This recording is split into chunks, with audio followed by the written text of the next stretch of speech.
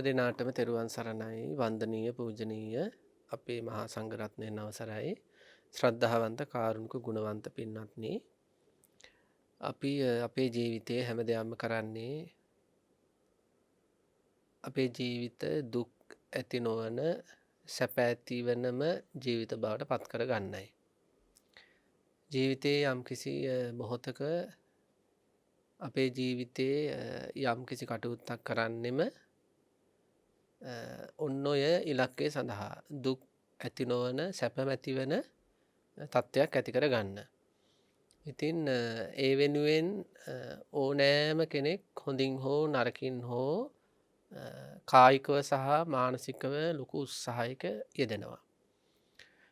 නමුත් මේ ලෝක ධර්මතාවය දිහාට හැරිලා බලනකොට පස්සේ අපිට පේනවා සැපම ඇති කරගන්න කියලා දුක ප්‍රතික්ෂේප කරමින් කටයුතු කරන හැම කෙනෙක්ගේම ජීවිතයකට මොකද වෙන්නේ දුක් ඇති වෙනවා.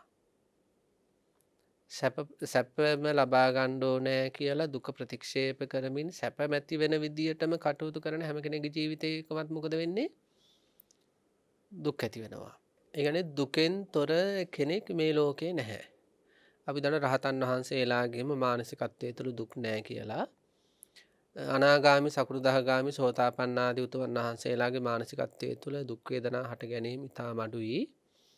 නමුත් එතනින් මෙහා ඉන්න සාමාන්‍ය ලෝක සත්වයා දිහා බැලුවට පස්සේ සැපය උපදවා ගන්නට දරපු දැරිල්ලේ ඒ කියන්නේ කරපු කැපවීම් වල தත්ත්වය අනුව බැලුවට පස්සේ ලැබිලා තියෙන සැපය කියන ඵලය හිතා ගන්නත් බැරි ස්වල්පයක් තියෙන්නේ.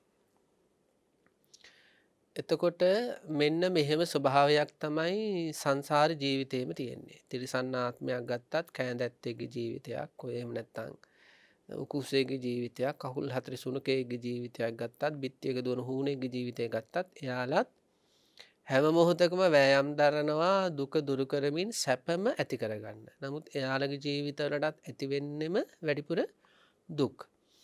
ඉතින් දෙවියන්ගේ ලෝකවලත් එහෙමයි. බොහෝ මානසික දුක් සහිතව බොහෝ දෙවිවරු වාසය කරනවා.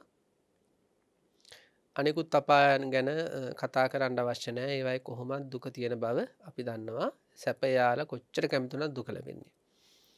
ඉතින් මෙන්න මේ ස්වභාවය තේරුම් ගන්න බුද්ධ ශ්‍රාවකයෝ මොකද කරන්නේ? මේ වැඩි වාර ගානක් දුක් ලැබෙන අඩු වාර ගානක් සැප ලැබෙන ඒත් බලාපොරොත්තු වෙන මට්ටමට නොලැබෙන මේ සංසාරික ගමනක යෙදෙන මේ ස්කන්ධ පරම්පරාව තුලින් නිදහස් වෙන්නට මේ ස්කන්ධ පරම්පරාවේ පැවැත්ම නතර කරන්නට ඒ අයගේ හිතවල සංකල්ප පහළ වෙනවා. ඒ සංකල්ප පහළ වීම මාත්‍රය මදි, සංකල්ප පහළ වෙලා විතරක් මදි. මේ සැපාඩු දුක් වැඩි මේ ස්කන්ධ ලෝකයෙන් ගැලවෙන්නට අපිට කළ යුතු දේවල් වගේක් තියෙනවා. අන්න ඒවා පිළිබඳවයි අපි මේ දවස්වල කතා බහ කළේ. පංච ඉන්ද්‍රිය නැත්නම් ඉන්ද්‍රිය ධර්ම පහ උපදවා ගැනීම.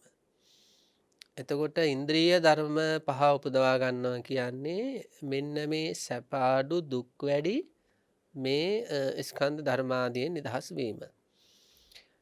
එතකොට ඒ යටතේ අපි ශ්‍රද්ධා ඉන්ද්‍රිය ගැන සති ඉන්ද්‍රිය ගැන කතා කළා. අද අපි කතා කරන්න බලාපොරොත්තු වෙන්නේ මේ ඉන්ද්‍රිය ධර්ම පහ අතර තියෙනවා බලවත් ධර්ම දෙකක්. එකක් සමාධිය සහ ප්‍රඥා කියන ඉන්ද්‍රිය ධර්ම දෙක. මේ දෙක අතරිනුත් බලවත් වෙන්නේ ප්‍රඥා ඉන්ද්‍රිය.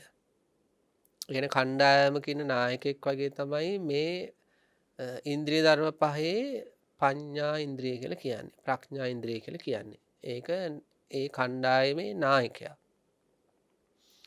ඒ ප්‍රඥා ඉන්ද්‍රිය උපදවා ගැනීමත් එක්ක තමයි අනිකුත් ඉන්ද්‍රිය ධර්මයන් එක්ක සංයෝජන ප්‍රහාණය වීම තුළ සෝතාපන්න භාවයේ සහ එතනින් එහාට ගිය තත්ත්වයන්ට යන්න මාර්ගය අපට එලිපෙහෙලි වෙන්නේ. එතකොට අන්න ඒ දේ අපේ ජීවිතේ ඇති කරගන්නවද වර්ධනය කරගන්නවද පුරුදු පුහුණු කරනවද කියලා හැමතිස්සෙම අපි කල්පනා කරලා බලන්න ඕනේ. ප්‍රඥා ඉන්ද්‍රිය කෙනෙකුගේ ජීවිතේ වර්ධනය වෙන්න එයාගේ හිතෙහි පුදුමාකාර වෙනස් වීම වගේක් සිද්ධ වෙනවා. අපිට බලන්න පුළුවන් අනේ වෙනස් වීම අපේ ජීවිතේ සිද්ධ වෙලා තියෙනවද කියලා.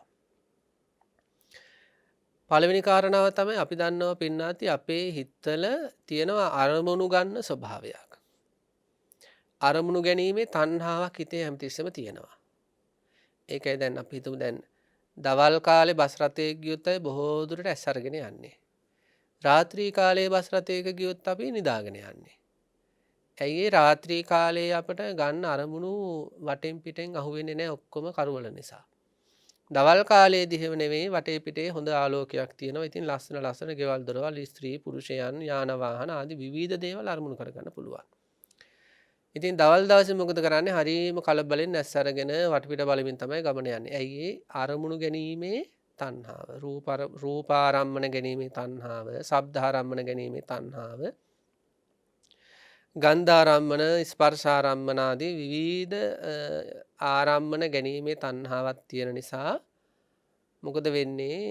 බස් රථයක ගියත් හැම පැත්තම බල බල නගින්නේ කවුද, බහින්නේ කවුද ආදී වශයෙන් අරමුණු රසයවල් විඳිමින් ඒ ගමන යන ස්වභාවයක් තියෙනවා.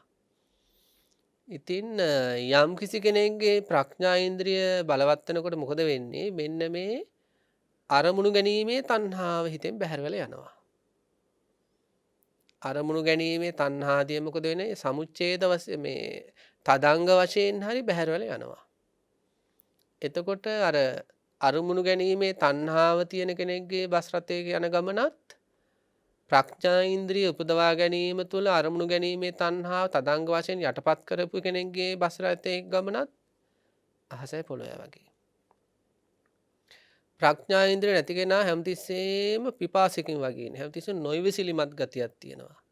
නගින කෙනා කවුද කියලා බලන්න, නගින කෙනාගේ ලස්සන හැද බලන්න, නහයද බලන්න, කොණ්ඩේද කියලා බලන්න. ඒ ප්‍රඥා ඉන්ද්‍රිය නැති කෙනාගේම හරිම නොයවිසිලිමත් ගතියක් තියෙනවා. එනත ජංගම දුරකථනය අරගෙන ඒක එලාගෙන ඒක බලනවා. ඒ වගේ. හැබැයි ප්‍රඥා ඉන්ද්‍රිය උපදවා ගත්ත කෙනාගේම නොයවිසිලි ගතියක් නැහැ. එයා හරිම හික්මුණු කෙනෙක්. හික්මුණු කෙනෙක් විදිහට බස් රථේ යනවා. දැන් ප්‍රඥා ඉන්ද්‍රිය උපරිම මට්ටම තමයි රහතන් වහන්සේ. රහතන් වහන්සේනම බස් රථයේ ගියොත් මිනිතුට හිතා ගන්න පුළුවන් යන විදිය. ඇයි ඒ ප්‍රඥා ඉන්ද්‍රිය උපරිම මට්ටමකට තියෙන නිසා. එතකොට යම් කිසි කෙනෙක් මේ ප්‍රඥා ඉන්ද්‍රිය උපදවා ගත්තට පස්සේ මේ අරමුණු ගැනීමේ නොසන්සුන්කම, එන අරමුණු ගැනීමේ නොවිසිලිවත්කම, අරමුණු ගැනීමේ පිපාසිත බව, අරමුණු ඔස්සේ දුවන බව මෙයාගේ හිතේ අඩු වෙනවා. ඊළඟට අරමුණු ගැනීම තුළ ඇතිවන වෙහෙසකාරී බව, උදාහරණයක් විතර දැන් බස් රථයේ ගමනක් යද්දී එහෙම යම් කිසි කෙනෙක් යම් ස්ත්‍රියක් හෝ පුරුෂයෙක් හෝ අරමුණක් වශයෙන් අරගෙන ඒක විඳිනවා. ඊට පස්සේ මෙයාට ලොකු වෙහෙසක් ඇති වෙනවා. මොකක්ද ඇති වෙන වෙහෙස? ඒ ගත්ත අරමුණ ඒ අදාළ ස්ත්‍රිය හෝ පුරුෂයා හෝ ඒ දර්ශන මාත්‍රයෙන්ම තමන්ගේ බැහැර වෙලා යනවා.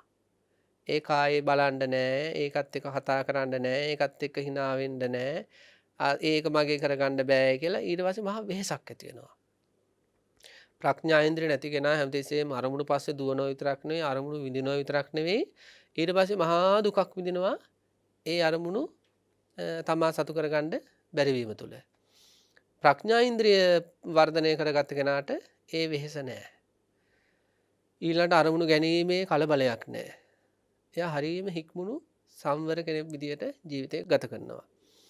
ඊළඟට ප්‍රඥා ඉන්ද්‍රිය උපදවා ගත්ත නැති කෙනෙකුට යම් කිසි දෙයකට හිතේ දුකක් ඇති වුණාට පස්සේ ඒ දුක වැඩ කරන කාල පරාසය වැඩි. පිළිතුර මතක ඇති අපේ විසාකා සිටු දේවියගේ මිනිබිරියක් මිය ගිහිල්ලා බුදුරජාණන් වහන්සේ ළඟට යනවා. යන්නේ ශෝකයෙන් යන්නේ. ඉතින් ගිහිල්ලා බුදුරජාණන් වහන්සේට ඒ කාරණාව සිහිපත් කරනවා. ඊට පස්සේ බුදුරජාණන් වහන්සේ සිහිපත් කරනවා මේ නගරයේ ඉන්න මිනිපිරියන් ඔබේ වෙනවා නම් ඔබ කැමතිද? මේ නගරයේ ඉන්න දරුවන් ඔබේ මිනිපිරියන් වෙනවා නම් ඔබ කැමතිද? අනේ ස්වාමිනේ කොච්චර හොඳද? එහෙනම් ඔබට හැම මිනිපිරියක්ම මිය යද්දී අඬන්න වෙනව නේද? අන්න එතකොට සිහි ඉපදුනා. ඇයට ඇති වුණ අට්ටි යති හරායද jigucchati. ඇයට ඇති වුණා ඒ මිනිපිරිය මිය යෑම තුළ ඇතිවෙච්ච ශෝකය ගැන මහ ලැජ්ජාවක් ඇති වුණා.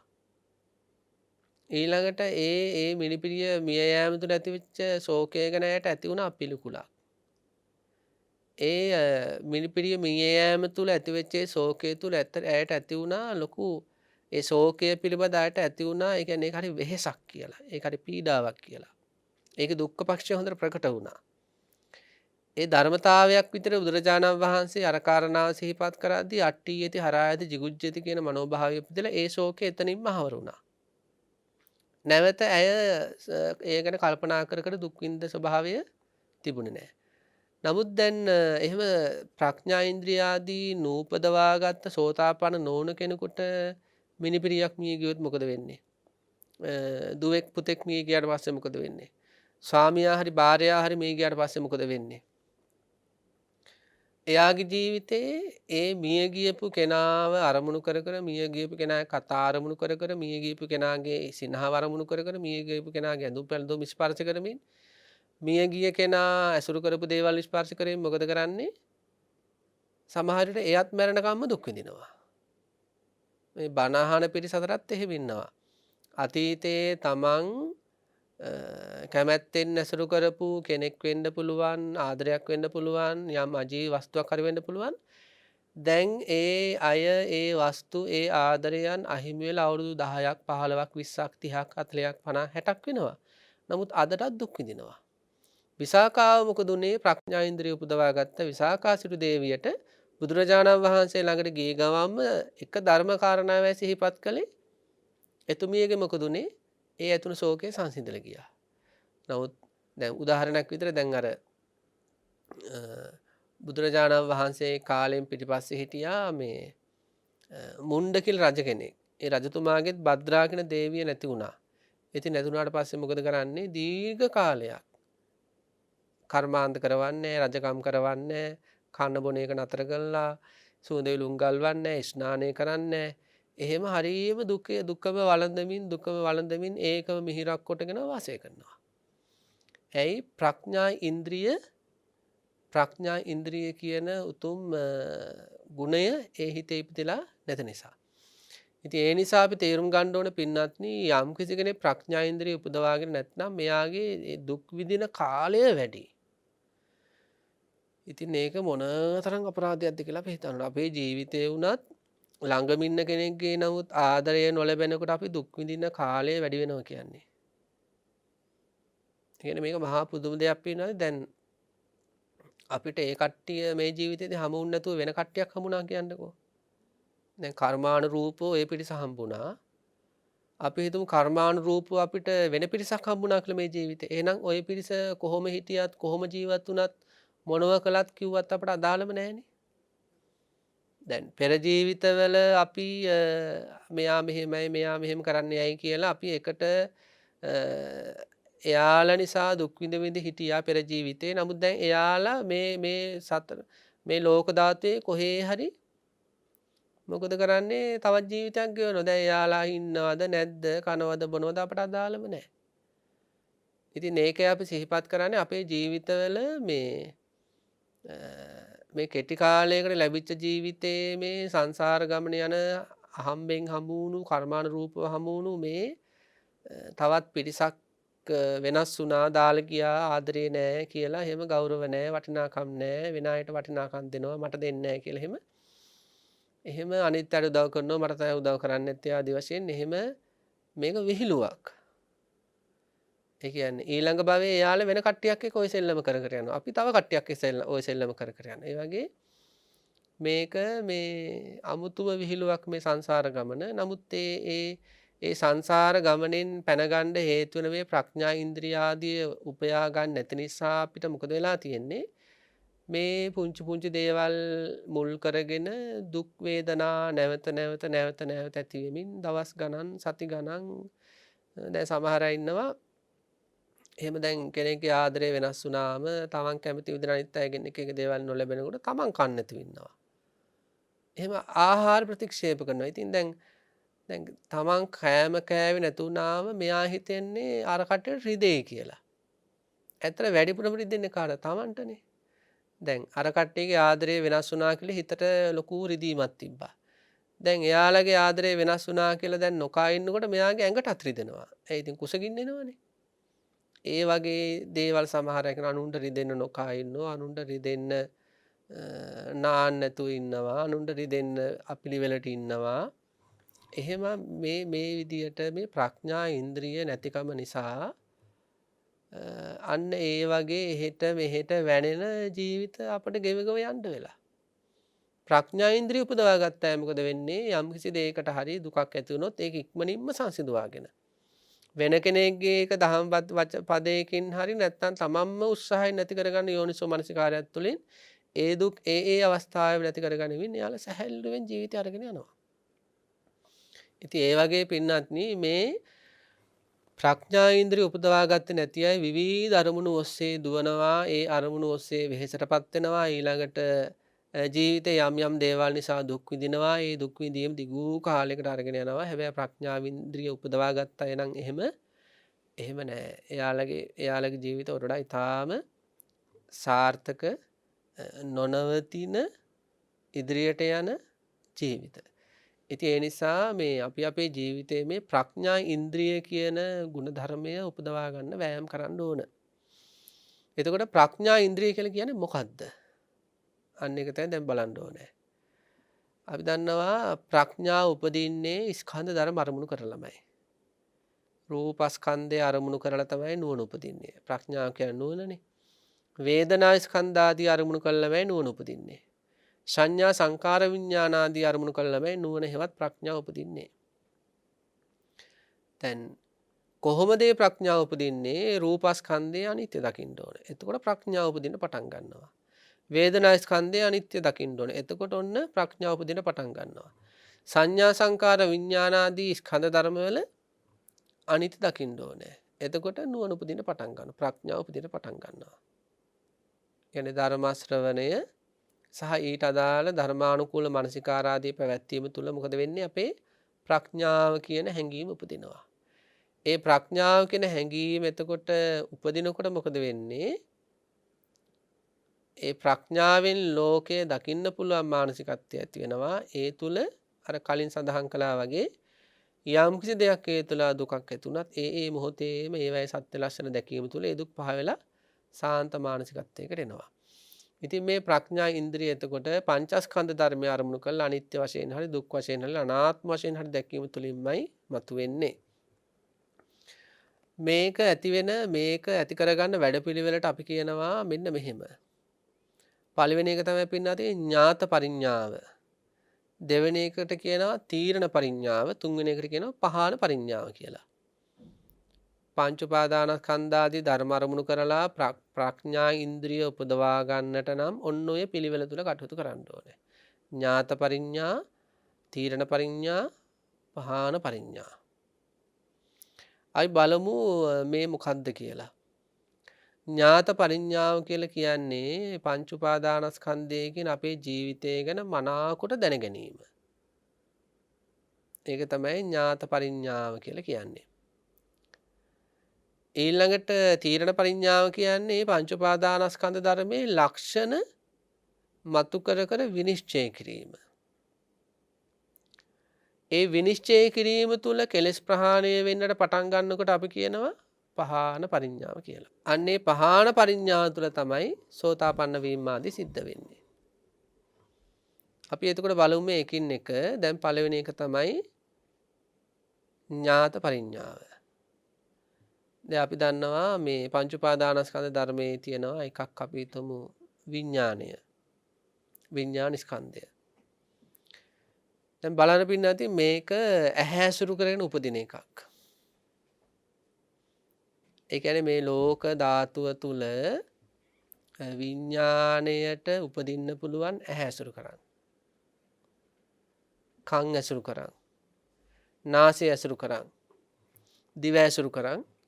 කය ඇසුරු කරන්. මනස ඇසුරු කරගෙන. වෙන කොහේවත් මේ හිතට පහළ වෙන්න බෑ. ඇස කන නාසය දිවකය මනස කියන මේ හයක් ඇසුරු කරගෙනම තමයි මේ හිත පහළ වෙන්න ඕනේ. පහළ වෙන තැන් අනුව තමයි මේකට නම් දීලා තියෙන්නේ. දර ගොඩේ ඇති වෙන ගින්න දර ගින්න. පිදුරු ගොඩේ ඇති වෙන ගින්න පිදුරු ගින්න. ගොම ගොඩේ ඇති වෙන ගින්න ගොම ගින්න. ඒ වගේ ඇහි උපදින විඥානය හිත චක්කු විඥානය. කනේ උපදින හිත හේවත් විඥානය සෝත විඥානය. නාසයේ උපදින හිත හේවත් විඥානය සෝත විඥානය. ගහන විඥානය. දිව ඇසුරු කරගෙන උපදින සිත ජීවහා විඥානය. එහෙනම් එකම විඥානයේ උපදින ස්ථානano අපි විවිධ නම් වලින් හඳුන්වනවා. එතකොට මනස ඇසුරු කරගෙන උපදින හිත මනෝ විඥානය. පින්නත් එතකොට මෙන්න මේ විඥානයේ තියෙන්නේ විඥානනේ හේවත් දැනගැනීමේ ස්වභාවයක්.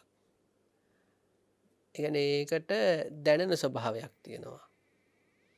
දැන් අපි හිතමු දැන් අපේ හිතවල උපදින විවිධ හැඟීම් දැන්. අපි කියනවා තරහා හටගත්තට පස්සේ මාව දැවෙනවා කියලා. අපට ඒ දැවෙනවා වගේ මොකද්ද වෙන්නේ දැනෙනවා. එහෙනම් ඒ දැනෙනවා කියන්නේම මනෝවිඤ්ඤාණය. ඊළඟට අපි කියනවා මෛත්‍රී සහගත හැඟීම් උපදිනකොට හිත හරීම සාන්තයි වගේ මට දැනෙනවා. ඒ සාන්ත මෛත්‍රිය දැනෙන්නෙම හිතට මනෝවිඤ්ඤාණයට. සමහර අය කියනවා මට මහා දුකක් දැනෙනවා. එහෙනම් ඒ දුක දැනෙන්නේ මනෝවිඤ්ඤාණයට. සමහර කෙනෙක් මට මහා සැපක් දැනෙනවා. ඒ කියන්නේ සැප වේදනාව දැනෙන්නේ මනෝවිඤ්ඤාණයට.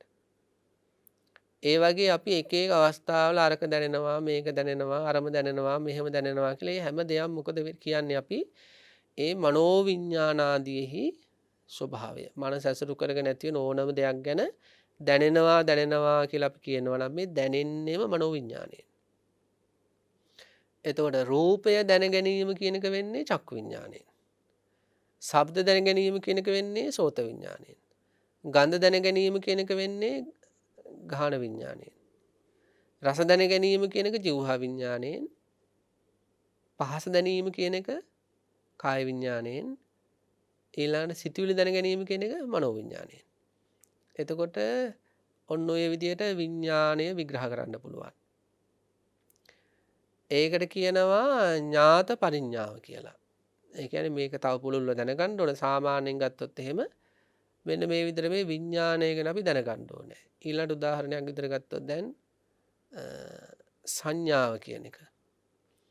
සංඥාව කියලා කියන්නේ එක්තරා විදියක සටහන් කර ගැනීමක්. දැන් උදාහරණයක් විදිහට අපි ඉපදුනාට පස්සේ අපේ දෙමව්පියෝ අපට අකුරු කියවන්න පටන් ගත්තා. පළවෙනි දවසේම අපට අයන්න පිළිබඳව අපිට ඉගැන්නුවා. අපි එතකොට අයන්න හඳුනගත්තා.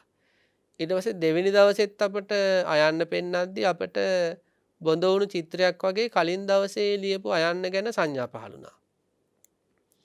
ඊට පස්සේ තුන්වෙනි දවසෙත් අයන්න පෙන්නද්දී දෙවෙනි දවසේ සහ පළවෙනි දවසේ අපි අයන්න හඳුනා ගැනීම උපකාර කරගෙන අපට තුන්වෙනි දවසේ පෙන්වන අයන්න ටිකක් වැඩිපුර හඳුන ගන්න අවස්ථාවක් ඇති වුණා. අන්න ඒ වගේ සංඥාවක් කියලා කියන්නේ පින්නත්නි අපි අපේ හඳුන ගැනීමක් එක්තරා විදිහක සනිටුහන් කර ගැනීමක් ඒ සංඥාව එකම දෙයක් අරමුණු කරලා එකම විදියකට නැවත නැවත සිද්ධ වෙනකොට ඒ සංඥාව බලවත් වෙනවා. පුංචි කාලේ අපිට යම් කිසි කෙනෙක් මේ අම්මා කියලා පෙන්වනවා. එතකොට ඒක හඳුනා ගැනීම යම් කිසි විදියකට උනා. ආපහු අම්මා කියලා අපි අම්මව හඳුනගත්තා. එතකොට මොකද වෙන්නේ? අම්මා පිළිබඳ සංඥාව බලවත් වෙනවා. ඒ වගේ අපේ ජීවිතේ ගත්තාම එහෙම රූප සංඥා එන අද අපිට දකිද්දිම දැන් මේ දකිද්දිම මේ කණුවක් කියලා හඳුන ගන්නවා. මේ කැමරා කියලා හඳුන ගන්නවා. ඒ වගේ මේ බුදු පිළිම වහන්සේ කියලා හඳුන ගන්නවා. ඒ වගේ අපේ ජීවිතේ අපි දෛනිකව බොහෝ දේවල් හඳුන ගන්නවා. ඒ හැම හඳුනා ගැනීමක්ම කලින් අපි හඳුනගත දේවල්. කලින් අපි සනිටුහන් කරගත දේවල්. ඒ අතීත සංඥා උපකාරයෙන්මයි අපිට වර්තමානයේ මේ සංඥා උපදින්නේ. නමුත් ඒ සංඥා නිවැරදි කියන්න බෑ. උදාහරණයක් ගත්තොත් දැන් සුනකෙක් අපි හිතමු යම් කිසි කැලේක ඉන්න සතෙක් කුඹුරකට එනවා. කුඹුරකට එනකොට මෙයා දකිනවා පඹයෙක්. හැබැයි මේ පඹය ගැන මෙයාට එන සංඥාව මිනිස් සංඥාවක්. එතකොට මෙයා දුවනවා. අන්න ඒ වගේ අපේ ජීවිතවලත් මේ ඇති වෙන සංඥා හැම එකම නිවැරදි නෑ. දැන් උදාහරණයක් ගත්තොත් එහෙම දැන් කෙනෙක්ගේ ආදරයක් ලැබෙනකොට අපිට හිතෙනවා මේක හැමදාම තියෙයි. නිත්‍ය සංඥාවක් ඒක. නිත්‍ය ලෙස හඳුන ගැනීමක්. ඒක වැරදි. ඒ වගේ සංසාරේ හරි සැපයි කියලා හිතන එක වැරදි සංඥාවක්. සංසාරේ සැපයි කියලා හඳුනා ගැනීම සුඛ සංඥාව. ඒක වැරදි සංඥාවක්. මේ පංචස්කන්ධ ලෝකය මගේ කියලා හිතනවා. පංචස්කන්ධ ධර්මය තුළ ආත්මයක් තියෙනවා කියලා අපි හඳුන ගන්නවා. ඒක වැරදි සංඥාවක්. එතකොට අන්න ඒ වගේ අනාත්ම සංඥාවන් උපදින්න ඕන. නමුත් උපදින්නේ ආත්ම සංඥාවක්. ඒ වගේ අපි මේ ලෝකය පිළිබඳව හඳුන ගන්න සහ සනිටුහන් කරගන්න ස්වභාවයට කියනවා සංඥාව කියලා. යම් දෙයක් එක දිගට එකම ආකාරයකට අපි හඳුනගත්තොත් ඒ හඳුනා ගැනීම ප්‍රබල වෙනවා, බලවත් වෙනවා. බලවත් සංඥාවක් බාටපත් වෙනවා. ඒව තමයි අද දවසේ අපිට මේ දකිද්දිම නැగి එන්නේ. ඒකත් රූප සංඥා, ශබ්ද සංඥා, ගන්ධ සංඥා, රස සංඥා, පහස් සංඥා, ධම්ම සංඥා ආදී වශයෙන් හයාකාරව වැඩ කරනවා. ඊළඟට ඒ විදිහට සංඥා ගැන දැනගන්න ඕනේ. ඊළඟට වේදනා ගැන දැනගන්න ඕන. අපි ළඟදී වේදනා ගැන එහෙම කතා කළා. ඊළඟට සංඛාර කියන ඒ ධර්ම ගැන දැනගන්න ඕන. ඊළඟට රූපය ගැන දැනගන්න ඕන. මෙන්න මේ විදිහට මේ පංච උපාදානස්කන්ධ ධර්මය ගැනම දැනගන්න ඕන. ඊළඟට මේ පංච උපාදානස්කන්ධ ධර්මයන්ගේ හේතු දැනගන්න ඕනේ. මේ රූපය කර්ම චිත්ත ඍතු ආහාර හේතු වල හටගන්න හැටි ඒවා අපි දැනගන්න ඕන. අන්න ඒකට තමයි ධර්මය හදාරන්නේ. සුත්තා දතා වචසා ಪರಿචිතා මනසානුපේක්ඛිතා දිට්ඨියා සුප්පටිවිද්දා. ඉස්සෙල්ලාම හොඳට දැනගන්න ඕන.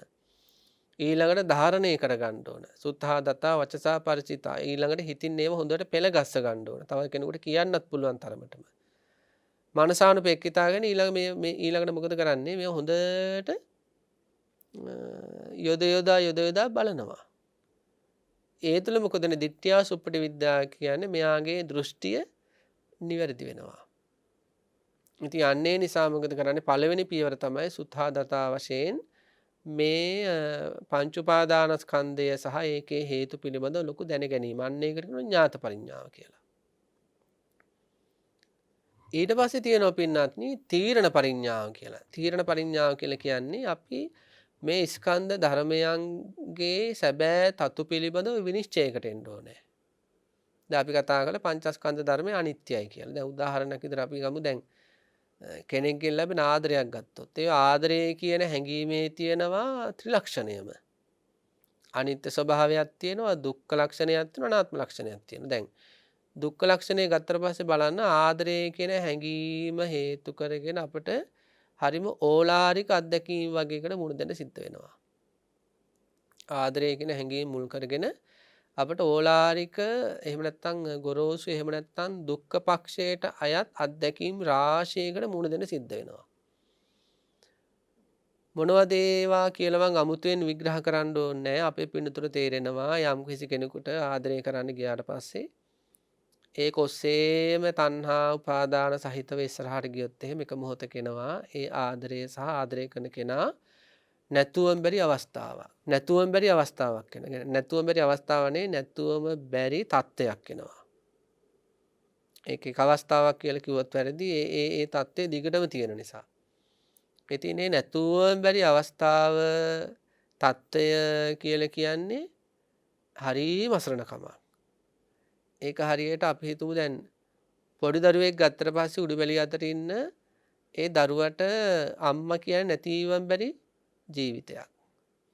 එතකොට ඒ දරුවට හැමතිස්සෙම මේ අම්මා දකින්න ඕනේ, අම්මගේ කටහඬ ඇහෙන්න ඕනේ, අම්මා ළඟින් ඉන්න ඕනේ, අම්මගෙන් ප්‍රිය වචනම නැලිවිලි ගීතම ඇහෙන්න ඕනේ.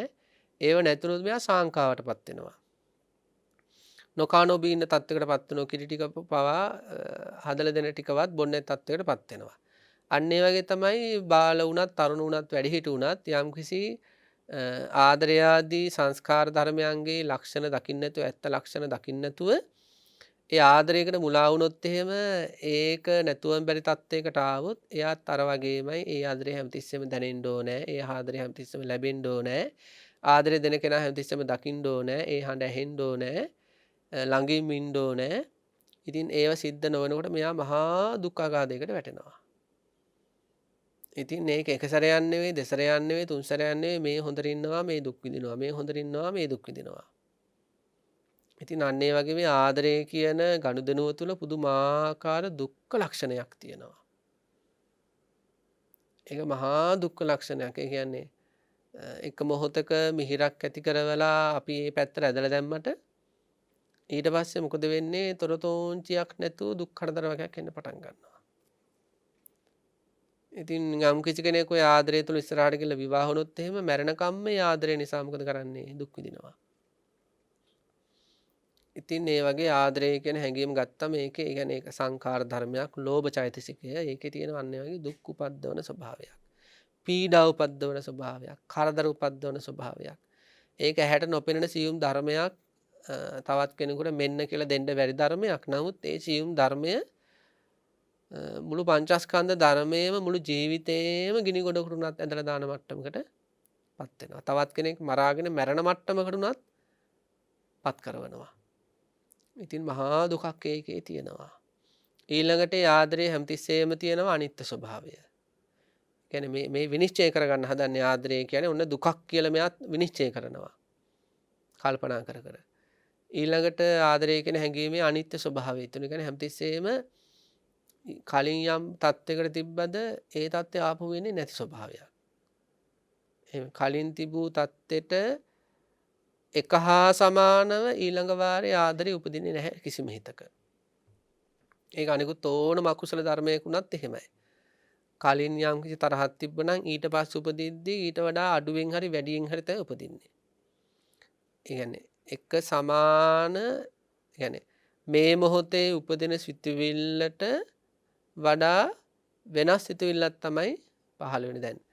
වී ඇටයක් හිටෙව්වට පස්සේ අපි දන්නවා වී කරලක් එනවා කියලා. නමුත් ඒ කලින් තිබ්බ වී ඇටේ හැඩේ සහ ඒ වර්ණ තිබ්බත් හොඳට පරීක්ෂා කරලා බැලුවොත් යම් යම් ඔය විද්‍යාත්මක උපකරණ තුලින් මේ කලින් තිබුණ වී ඇටේ සහ පස්සේ ආපු කරල් වල තියෙන වී ඇටේ කියන ඒ දෙගොල්ල ලොකු වෙනසක් තියෙනවා. බැලුමට සමානව තිබුණාට ඒ වෙනස්කම් තියෙනවා. උදාහරණයක් විදිහට ගත්තොත් දැන් 10 දිනකගේ ඇඟිලි ගත්තට පස්සේ මේ එක සමානයි. නමුත් මේ ඇඟිලි සලකුණු ගත්තොත් 10ක්. මේ ලෝකේ එක සමාන ඇඟිලි සලකුණු දෙකක් නැහැ. එහෙමනේ ලෝකේ ස්වභාවය. එක සමාන ඇඟිලි සලකුණු දෙකක් නැහැ. නමුත් බැලුවම එක වගේ. නමුත් එක සමාන ඇඟිලි සලකුණු දෙකක් නැහැ. අන්න ඒ වගේ හැම මේ යම් කිසි මොහොතක අපේ හිතේ ආදරයක් උපදිනවද වෙනත් කෙනෙකුගේ හිතේ හරි ආදරයක් උපදිනවද ඊට පස්සේ ඒක නැති වෙලා උපදින ආදරේ අර වගේම නෙවෙයි වෙනස්. එතකොට ඉතින් මොකද වෙන්නේ දැන් අපි දැන් යම් කිසි ආදරයක යම් කිසි ස්වභාවයකනේ අපි අහුවෙන්නේ බැඳිලා යන්නේ. හැබැයි ඒක ඒ මොහොතේ නැති වෙනවා ඊට පස්සේ වෙනත් ආකාරයකට උපදින්නේ. එතකොට හරි ප්‍රශ්නයකට එන්නේ. ඒ කියන්නේ කලින් තිබුණ විදිය නෑ. ඉතින් දැන් අද මේ ලෝකයා දුක් විඳින්නේ තෝකින්දනේ. ඇයි කලින් තිබුණ විදියට ආදරය ලැබෙන්නේ නැත්තේ? ඇයි කලින් තිබුණ විදියට ආදරේ නැත්තේ? කවදද ඒ ආදරය ආපහු වෙන්නේ? ඒකෙන්නේ නෑ ආයේ. නැති වෙලා ගියපු ආදර සිතුවිලි නැති වෙලා ගියාම තමයි ආපහු ඒ බලාපොරොත්තු වෙන්න එපා. යන්නේ ලක්ෂණය අපි දකින්න ඕනේ. කියන්නේ තිබූ තත්ත්වෙන් වෙනත් තත්ත්වයකටපත් වෙනවා. අර තිබූ තත්ත්වය ආපහු ගන්න බෑ. දැන් සමහර අය තමන්ගේ ජීවිතේ කොච්චර උත්සාහ කරනවද ඕක ඇති කරගන්න. ඉස්සර ආදරය කරපු කාලෙ විදිහේ ගන්න සමහර විවාහ වෙච්ච අය කොච්චර උත්සාහ කරනවද හරියන්නේ නැහනේ. මේ ලෝක ධර්මතාවයක්. තිබූ තත්ත්වයට වඩා වෙනත් තත්ත්වයකින් උපදින්නේ. පංච උපාදානස්කන්ධය මෙහෙමයි. දැන් අපි ගන්න ආදරය කියන හැඟීම. එතකොට කලින් තිබුණු ආදරය ආපහු ලැබෙයි කියලා හිතෙන්නේ නැහැ. ඒ ආදරේ තිබූ තත්ත්වය නැති වෙලා වෙනත් තත්ත්වයකටපත් වෙනවා කියලා අනිත්‍ය ආදී ලක්ෂණ දකින්න අයට. ඉතින් මෙන්න මේ විදිහට ආදරේ තියෙනවා ඇතිවීම නැතිවීම උදේවැය ලක්ෂණය. ඒ ආදරය කියන්නේ එහෙම ඇති වෙලා නැති වෙලා යන එකක් නම් අපි එවැනි එකක් ගැන විශ්වාසය තැබීම අති භයංකර දෙයක්. අති භයංකර දෙයක්. ඒ කියන්නේ අපිට මේ ලෝකේ පින්නද ජීවත් වෙද්දී අපි සාමාන්‍ය ලෝකයේ තුල මේ ජීවිතේ පවත්වාගෙන යන්න යම් යම් විශ්වාසයන් තිබුවත් දැන් කෙනෙක් අපිට කියනවා මේ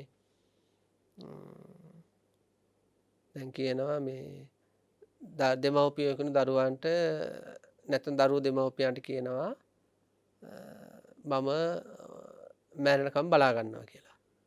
දැන් කවුරු හරි Tamanට කියනවා දරුවෝ හරි දෙමව්පියෝ හරි කවුරු හරි මම ඔබ මැරෙනකම් බලා ගන්නවා කියලා. එතකොට මේ අපිට අපි සාමාන්‍ය වශයෙන් ඒ කියන්නේ අපිට ඇති වෙන විශ්වාසයක් මෙයා මාව මැරෙනකම් බලාගනි කියලා. නමුත් මේ ආදරය ආදී ලක්ෂණවල අනිත්‍ය ආදී ලක්ෂණ දකින්න අය වචනෙන් ඒකට මුකුත් කියන්නේ නැහැ. නමුත් ඇතුලෙන් දන්නවා මේවා විශ්වාස කරන්න පුළුවන් කතා නෙවෙයි කියලා. කියන්නේ මේ ලෝකයේ පරමාර්ථ වශයෙන් බැලුවොත් එහෙම මේ ලෝකේ අපිට එහෙම විශ්වාස කරන්න පුළුවන් කිසිම කෙනෙක් නැහැ. ඒකට තමන්ගේ ජීවිතේට එවිලා බලන්න තමන් විශ්වාස කරපු කවුද තමන්ගේ විශ්වාසය රැක්කේ කියලා. ඒ කියන්නේ අපි විශ්වාස කරනවානේ මෙයා මට ඉන්නවා, මෙයා මට ඕනම දෙයකට ඉන්නවා, මෙයා වෙනස් වෙන්නේ නැහැ කියලා අපි විශ්වාස කරපු අය අතීතේ ඉන්නවනේ. එතකොට බලන්න එහෙම තමන් විශ්වාස කරපු කවුද තමන්ට ඉන්නේ? තමන්ගේ නංගි, තමන්ගේ මල්ලි, තමන්ගේ අයියා, තමන්ගේ අම්මා, තමන්ගේ තාත්තා, තමන්ගේ ස්වාමියා, තමන්ගේ භාර්යාව. බලන්නේ අතීතයේ ඇසුරු කරපු හැම ජීවිතයක්ම තියෙන තමන්ගේ විශ්වාසය කඩ කරපු ගතිය. එතකොට මේ ලෝකයේ තුල මේ ආදරය ආදී විතරනේ විශ්වාසයේ පවා අනිත්‍ය ලක්ෂණ අපි දකින්න ඕනේ. විශ්වාසය කියන්නේ තවත් කෙනෙක් අප කෙරෙහි තබන විශ්වාසය, අපි තවත් කෙනෙක් කෙරෙහි තබන විශ්වාසය කියන්නේ සදාකාලික දෙයක් නෙක වෙනස් වෙනවා ඒකත්. විශ්වාසයත් වෙනස් වෙනවා. එතකොට අපි සමහර අය කෙරෙහි විශ්වාස දැබුවට ඒ විශ්වාස බිඳෙනවා. බාහිර අය අපි කෙරෙහි විශ්වාස දැබුවට ඒවත් වෙනස් වෙනවා. ඒ වගේ මේ ලෝකයේ ඇත්තටම පරමාර්ථ වශයෙන් බලුවොත් අපිට කිසිම සංස්කාර ධර්මයක් විශ්වාස කරන්න බෑ. කොටි විකුවොත් අධ්‍යාත්මික අපි මේ කවලපවලා හදන මේ ටිකවත් අපිට විශ්වාස කරන්න බෑ. පිනතුට පුළුවන් ද තමන්ගේ හිත විශ්වාස කරන්න? අපිට පුළුවන් ද අපේ හිත විශ්වාස කරන්න? හෙට දවසේ අපේ හිත ගැන අපිට විශ්වාසයක් තියන්න පුළුවන්ද? හිත මෙහෙම හැසිරෙයි, මෙහෙම සිතුවිලි උපදී කියලා විශ්වාසයක් තබන්න පුළුවන්ද? හෙට දවසේ හිත හොඳට ඉඳී කියලා අපිට විශ්වාස කරන්න පුළුවන්ද? අපිට නිශ්චයක් දෙන්න බෑ. අපේ ශරීරය ගැන අපිට විශ්වාසයක් තියන්න පුළුවන්ද? හෙට දවසේ ශරීරය හොඳට තියේ කියලා. බෑ. හිසරදයක් එන්න පුළුවන්, දත් කැක්කුමක් එන්න පුළුවන්, බඩේ කැක්කුමක් එන්න පුළුවන්, කොන්දේ කැක්කුමක් එන්න පුළුවන්. කොරෝනා හරි ආසාදනය වෙන්නත් පුළුවන් සමහර විට. ඒ කියන්නේ අපි මේ පෝෂණය කරන අපි මේ රැක බලා ගන්න මේ පංචස්කන්ධය ගැනවත් අපිට විශ්වාසයක් තියන්න බෑ. ඊළඟ මොහොතේ මොනව වෙයිද දන්නේ නැහැ. බුදුරජාණන් වහන්සේ දේශනා කළ ඉහළට ගත්ත හුස්ම පහළට හෙළන අතරේ මේ කය බිඳලා යන්න පුළුවන්. එහෙනම් කොහොමද අපි මේ ගැන විශ්වාසයක් තියන්නේ? එහෙනම් බාහිර කෙනෙක් ගැන අපි විශ්වාසයක් තිබුවොත් ඒ නිසා මේක අපි ගනුදෙනුවක් කරගෙන යන්නේ අපි මේ ජීවිතේ. මේ ගනුදෙනුවක් මේ අපේ මේ ජීවිතය වුණොන්ට උපකාර කර ගැනීමක්, උදව්පදව් කර ගැනීමක්. මිසක් මේ විශ්වාස කරලා සමහර අය ඉන්නවා විශ්වාස කරලා මැරෙන්න හදන ජීවිත ඉන්නවනේ. මට විශ්වාසයි, අම්මට වඩා විශ්වාසයි, තාත්තට වඩා විශ්වාසයි. හැබැයි කාලයක් ගිහිලා තේරෙනවා මම අහු වුණා, රැවටුණා කියලා. ඉතින් මේ පංචස්කන්ධ ධර්මාදී අනිත්‍ය ආදී ලක්ෂණ දකින්නයි මේ ආදරය ආදී මේ දේවල් විතර නෙවෙයි විශ්වාසය තුළ උනක් තියෙන අනිත්‍ය ස්වභාවය. ඉතින් හොඳට ප්‍රකට කරගන්නවා. ඒ වගේ ඊළඟට මේ ආදරය තියෙන අනාත්ම ස්වභාවය කවදාවත් මගේ කරගන්න බෑ. ආදරය මගේ කරගන්න පුළුවන් කියන්නේ කියන්නේ එක මිටකට එහෙම ගන්න පුළුවන් වෙන්න ඕන. අන්න ඒ වගේ දැන් යමක් අතර ගත්තට පස්සේ මේ අපිට ඕන විදිහට ඒක හසුරවන්න පුළුවන්. අපි තුන් අතර පෑනක් ගත්ත කියලා. ඒක අපිට ඕන නම් කරකවන්න පුළුවන්, ඒකෙන් ලියන්න පුළුවන්, ඕන නම් තියන්න පුළුවන්, අපු ගන්න පුළුවන්. ඒක මගේ කියලා. අන්න එහෙම එක මිටකට ආදරය ගන්න බෑ කාටවත්. කියන්නේ මේක මට විතරයි, මට ඕන විදිහට අඩු කරන්න පුළුවන්, වැඩි කරන්න පුළුවන්. ආදී වශයෙන් එහෙම ආත්ම කරගන්න බෑ. මගේ ආදරය කියලා ආත්මීය කරගන්න බෑ. ඒක මේ අපට අයිති නැති වැඩපිළිවෙලක්. හේතුන් නිසා උපදින යම් ආකාරයකට හැඩ ගැහෙන එකක් තමයි තවත් කෙනෙක්ගේ හිතේ උපදින ආදරය. ඒක අපි කිව්වට ඒ ආදරේ මගේ කියලා ඒක ඇත්තටම මගේ නෙමෙයි. මගේ නම් මට ඕන විදිහට ඒ ආදරේ තියෙන්න ඕනේ අපි කැමති කාලයක්. ඒ නිසා කියන ආදරය කියන්නේ අනාත්ම ධර්මයක් කියලා. ඒක වශයෙන් ගන්න බෑ මෙසේ වේවා මෙසේ නොවේවා කියලා. ඉතින් යම් කිසි කෙනෙක් කන්නේ විතර මේ සංස්කාර උපාදානස්කන්ධය තුළ තියෙන ආදරය තරහත් එහෙමයි. දැන් බලන්න අපි අපේ ජීවිතේ දැන් මහා ලැජ්ජාවල් තියෙන අපේ ජීවිතේ. දැන් සමහර අයත් එක්ක වෛරෙන් ඉන්නේ ඕනෙම නැහැ. මගේ මල ගෙදරටවත් එපා. මගේ පැත්ත පලාතෙන්න එපා. මේ එක බඩවැල කඩාගෙන ආවත් මෙහෙමයි මට කර කියලා තරහෙන සමහර අය පුළුවන් නම් මේ මොකද්ද මේ හතර මහා සාගරෙන් එහාට විසි කරන්න තරහයි. කාලයක් ගිහලා මොකද වෙන්නේ? මෙන්න හොඳට එක වාහනේ යනවා hina වෙනවා. දැන් බලන් ඉන්න අයට hina යනවා ඒව දැකලා. මේ කලින් මේ මරා ගන්න හැදුවා. දැන් මොකද වෙලා තියෙන්නේ? මේ මැරිලා ඉපදුනා වගේ තමයි දැන් ජීවත් වෙන්නේ. දැන් අර කට්ටිය පොඩ්ඩක් හරි අතීතයේ වෙච්ච දේවල් මතක් කරගෙන හදුවා වහලා දානවා. එහෙම දේවල් නොවුන වගේ ඉන්නේ. අන්න ඒක බලන්න අපේ හිතවල හටගන්න තරහ කියන ධර්මතාවය ගත්තත් ඒකේ තියෙන අනිත්‍ය ස්වභාවය. අද ඔය හිතේ දැන් බලන්න ගිහි ජීවිතයක් ගත කරද්දී ස්වාමියා භාර්යාව අතර අමනාපකම් ඇති වෙනවනේ. බලන්න ඒක කොච්චර වෙනස් වෙනවද කියලා. සමහර අය කියනවා නුඹලා තාත්තා ඕනෙම නැහැ කියනවා. මෙන්න ඊට පස්සේ ළමයි දකුණු දෙන්න හොඳට කුස්සියේ ඉඳන් hina වෙවි කතා බහ. ඉතින් ළමයිට hina එතකොට දැන් ඊයේ පෙරේද කිව්වේ කොහොමද? උඹලා තාත්තා නම් ඕනෙම නැහැ කියලා. ඒ වගේ අපේ හිතන අනිත් අය ගැන අපකම් ඇති වෙන නමුත් ඒවා වෙනස් වෙනවා. තිබූ තත්වයේම තියෙන්නේ නැහැ. හොඳට බලන්න අපේ ජීවිතේ කොච්චර එහෙම වෙලාද පින තමන්ගේ ජීවිතේ අතීතේ ප්‍රතික්ෂේප කරපු අයත් එක දැන් කරට කර අත දාගෙන ඉන්න තත්යකටපත් වෙලා. නමුත් අපිට වෙලා තියෙන්නේ දැන් අපිට වර්තමානයේ කෙනෙක් එක්ක තරහ නම් අපිට ඒ වෙලාවට ඇත්ත මතක් වෙන්නේ නැහැ. ඒ කියන්නේ මේ මගේ හිතේ අද මේ වර්තමානයේ මෙයාගෙන මනාපයක් තියෙනවා. නමුත් මේ අමනාපය తాවකාලිකයක් කියලා අපිට එහෙම නුවණ එන්නේ නැහැ. ප්‍රඥාව වෙන්නේ නැහැ. ඇයි ප්‍රඥා ඉන්ද්‍රිය වර්ධනය කළ නැති නිසා. දැන් සෝතාපන්න ශ්‍රාවකෙකුට දේශේ උපදින්න පුළුවන්. නමුත් එයාට ඒ දේශේ උපදිනකොටම ඒවායේ අනිත්‍ය ආදී ලක්ෂණ දැකීම තුළ ලැජ්ජාව ඇති වෙලා එහෙම මේ කලකිරීම ඇති වෙලා ඒ තැන්වල ප්‍රහාණය වෙලා යනවා. එතකොට මේ අන්න ඒ විදිහට පින්නත් මේ අපේ හිතවල උපදින සංඛාර උපාදානස්කන්ධයට ඇති ඕනම හැඟීමක් කරගත්තට පස්සේ කුසල් හෝ වේවා හැම එකම තියෙන අනිත්‍ය ලක්ෂණය, දුක්ඛ ලක්ෂණය, අනාත්ම ලක්ෂණය. ඒකනේ රහත් වෙනවා කියන්නේ කුසලයේ අකුසලයේ දෙකම ඉක්මවාගේ තත්ත්වයක්නේ. කුසලයේ කියන්නේ සදාකාලික සැපයක් නම් කුසලයේ ළඟ අපි නතර වෙන්න ඕනේ. එහෙම නැහැ. රහත් වෙනකොට කුසලයේ අකුසලයේ පුණ්‍ය පාප දෙකම ඉක්මවාගේම තත්ත්වයක්. පුණ්‍ය පාප දෙකම ප්‍රහීන කරගෙන රහත් වෙන්නේ.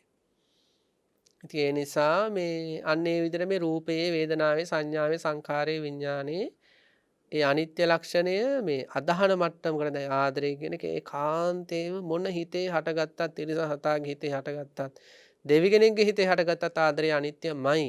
අන්න එහෙම අදහසක් එන්න ඕනේ, ඇදහිල්ලක් එන්න ඕන. ඒ වගේ මේ චක්කු විඥානාදී ඒ සියලුම නාම රූප ධර්ම එහෙම ඒකාන්තයෙන්ම අනිත්‍යයි කියලා විනිශ්චයකට පැමිණීමට කියන තීරණ පරිඥා කියලා. ඒව ඒකාන්තයෙන්ම දුකක් කියලා තීරණයකට පැමිණීමට කියනවා විනිශ්චයකට එම කියන තීරණ පරිඥා කියලා. ඒව ඒකාන්තයෙන්ම මම්මගේ නොවන අනාත්ම ධර්ම කියලා තීරණයකට විනිශ්චයකට ඇදහිීමකට පැමිණීම කියනවා තීරණ පරිඥා කියලා. එතකොට ඔන්න ඔය පංච උපාදානස්කන්ධ ධර්මාදියේ හේතුඵල විමසමින් අනිත්‍ය ආදී ලක්ෂණ ප්‍රකට කරගනිමින් ඔන්න ඔය මානසිකාර තුලම ඔය තීරණ පරිඥාව පුරුදු කර ඉස්සරහට යද්දි මොකද වෙන්නේ? තදංග වශයෙන් ඉස්සෙල්ලාම ඔය පංච උපාදානස්කන්ධය ඇසුරු කරගෙන උපදින තණ්හා දෘෂ්ටි මාන ආදිය ප්‍රහාණය වෙන පටන් ගන්නවා. ඒකට කියනවා පහාන පරිඥා කියලා. පහාන පරිඥාවේ උපරිම தත්ත්වය තමයි සමුච්ඡේද ප්‍රහාණයෙන් කෙලෙස් ප්‍රහාණය සිද්ධ වීම. ඉතින් අන්නේ විදියට සෝතාපන්න වෙනකොට ඒ සෝතාපන්න භාවයට හේතු වෙන කෙලෙස් ප්‍රහාණයට හේතු වෙන ප්‍රඥා ඉන්ද්‍රියත් ඒකේ තවත් බලවත් තත්ත්වයක් ඉපදීම තුල සකෘදාගාමි තත්වයේදී කාමරාග පටික තුනී වීමත් ඒක තවත් බලවත් වීම තුල අනාගාමි තත්වයේදී ඉහළ ප්‍රඥා ඉන්ද්‍රියක් ඉපදිලා කාමරාග පටික ප්‍රහාණය කිරීමත් තව තව විදර්ශනාව තුළින් පංච උපාදානස්කන්ධ විදර්ශනාව තුළින් ඒ ප්‍රඥා ඉන්ද්‍රිය තව තවත් බලවත් වෙලා අනිකුත් සංයෝජන ධර්මවත් ප්‍රහාණය කරගෙන අරහත් මාර්ග ඥානය මාර්ගහිත උපදිනවා. ඉතින් මේ විදිහට මේ ප්‍රඥා ඉන්ද්‍රිය කියන එක පින්නත්නි පෘථග්ජන ශ්‍රාවකයා පංච උපාදානස්කන්ධ ධර්මයේ ත්‍රිලක්ෂණ වශයෙන් දැකීම තුළ ක්‍රමානුකූලව ඒක වර්ධනය කර ඉස්සරහට ගිහිලා සෝතාපන්න සකෘදාගාමි අනාගාමි රහත් භාවයෙන් සසර දුක නිමා කරගත කෙනෙක් බවට පත් වෙන නිසා ඉන්ද්‍රිය ධර්මයන් අතර නායකත්වය දරන්නේ වැදගත්ම වෙන්නේ ප්‍රඥා ඉන්ද්‍රියයි. හැම දිනාටම මේ උතුම් ප්‍රඥා ඉන්ද්‍රිය උපදවා ගැනීමට හැකි වේවා. ඒ තුලින් විශේෂයෙන්ම ගෘහස්ත ජීවිතය ඊටාම සාමකාමී තත්ත්වයකට ගන්නට අවශ්‍ය පරිසරය සකස් වේවා. හැම දිනාගෙම සීල වැඩ කටයුතු සාර්ථක වේවා. උතුම් නිවනින් සැනසේවා කියලා අපි ප්‍රාර්ථනා කරනවා. පින්වත්නි අද දවසේ ධර්ම දේශනාව සඳහා දායකත්වයෙන් ධර්මයෙන් කටයුතු කරන්නේ චන්ද්‍රාකාන්ති බුලසිංහල භාර්යාව, ඒ වගේම චන්දන බණ්ඩාර පුතා, ඉන්දික බණ්ඩාර පුතා, ප්‍රියදර්ශනී බණ්ඩාර දියණිය, සුරංගිකා රත්නායක ලේලිය, නිලූකා විජේසිංහ ලේලිය, අනුරුද්ධ කුලතුංග, සෙහන්සා කුලතුංග මිනිපිරිය, සෙතුලී බණ්ඩාර මිනිපිරිය ඇතුළු ඥාති හිත මිත්‍රාදීන් විසින් විශේෂයෙන් බලාපොරොත්තු වෙනවා. බටලියවත්ත කහවත්තේ ඇල පොල්ගහවෙල පදිංචිව සිට වසර 83කට ආයු වළඳා මීට වසර 3කට පෙර පරලොව සැපත් WAMK බණ්ඩාර මහත්මයාගේ පරලොව ජීවිතයේ සුගතියට පත්වීම පිණිසත් වසර 10කට පෙර පරලොව සැපත් ලීලාවතී විජේසිංහ අත්තම්මා ඇතුළු සියලු මියගිය ඥාති හිත මිත්‍රාදීන්ට පරලොව සුගතිය පිණිසද මේ උතුම් පුණ්‍ය ශක්තියින් අනුමෝදන් කරන බව සිහිපත් කරනවා. ඉතින් මේ පිනතුන් බලාපොරොත්තු වෙන ඒ බණ්ඩාර මහත්මයාටත් ඒ වගේම ලීලාවතී විජේසිංහ අත්තම්මා ඇතුළු සියලු මියගිය ඥාතීන්ට මේ පින් අනුමෝදන් වේවා. ඒ හැම දෙනාගේම සසර ජීවිත සුවපත් වේවා, උතුම් නිවනින් සැනසේවා කියලා ප්‍රාර්ථනා කරන්න. ධර්මදේශිකයන් වහන්සේ සහ සුජීවත්ව වාසය කරන චන්ද්‍රකාන්ති බුලත්සිංහල මෞතුමිය ඇතුළු සියලුම දෙනාට නිදුක් නිරෝගී සුවය ලැබේවා. මෛත්‍රී බුද්ධ ශාසනයේදී උතුම් නිර්වාණ ධර්මය අවබෝධ වේවා කියලා ප්‍රාර්ථනා කරනවා. සෙහන්සා සහ සෙතුළු දියණියන්ගේ අධ්‍යාපන කටයුතු සාර්ථක වේවා. ඒ දූ දරුවෝ සීලවන්ත, ගුණවන්ත, නැනවන්ත දරුවන් ලෙස දෙමව්පියන්ට සතුට වෙන්න පුළුවන් උතුම් ගුණ ධර්ම ඇති දරුවන් බවට පත් වේවා කියලා අපි ප්‍රාර්ථනා කරනවා. ඉතින් ඒ දායකත්වයේ දරන ඒ චන්ද්‍රකාන්ති බුලත්සිංහල ඒ මෞතුමිය ඇතුළු අනිකුත් සියලුම දූ දරුවන්, ඒ වගේම ධර්ම ශ්‍රවණය කරපු මේ පින්තුන් හැම දෙනාටම ප්‍රාර්ථනා කරන පුණ්‍ය අනුමෝදනා කරන බුද්ධ ආදී රත්නත්‍රය අනන්ත ගුණානුභාව බලයෙන් සෙත ශාන්තිය සැනසෙල්ල ලැබේවා, උතුම් නිවනින්ද සැනසෙත්වා කියලා හැම දෙනාටම තෙරුවන් සරණයි.